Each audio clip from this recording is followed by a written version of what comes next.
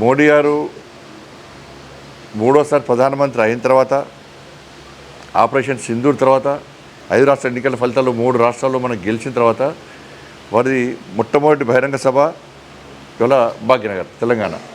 కాబట్టి ఈ సందర్భంగా వారికి ఘనమైన స్వాగతం పలికాలి. సార్, నెక్స్ట్ తెలంగాణలో కూడా మేము సిద్ధంగా ఉన్నాం. మీ అండదండతో, మీ ఆశీర్వాదంతో మీ రాజ్యం, రామరాజ్యాన్ని తెలంగాణ రాష్ట్రంలో తీసుకురావడానికి మేము సిద్ధంగా ఉన్నటువంటి ఒక సంకేతం ఇవ్వడానికి ఇవాళ అందరం కష్టపడి పనిచేసి ఈ బహిరంగ సభను విజయవంతం చేసే ప్రయత్నం చేయాలి. నిన్న ఫలితాల తర్వాత తెలంగాణ రాష్ట్రంలో ప్రతి కార్యకర్త రెడీ ఉన్నాడు. ఎప్పుడు 10వ తారీఖు వస్తుందా, ఎప్పుడు నేను పరేడ్ గ్రౌండ్స్ పోయి భారత్ మాతకి జై, జై శ్రీరామ్ నినాదాలతో గర్జించాలి, గాండ్రించాలి, మోడీ గారికి స్వాగతం పలకాలి, మోడీ గారికి అభినందన తెలిపాలని చెప్పి ప్రతి కార్యకర్త కూడా ఇలా జోష్తో ఎదురుస్తూ ఉన్నారు. అందరూ స్వచ్ఛందంగా తెల్లడం సిద్ధంగా ఉన్నారు. కరీంనగర్ జిల్లా నుంచి కూడా మనందరం ఎక్కువ సంఖ్యలో స్వచ్ఛందంగా అందరం కూడా ఈ బహిరంగ సభను విజయవంతం చేసే ప్రయత్నం చేయాలి.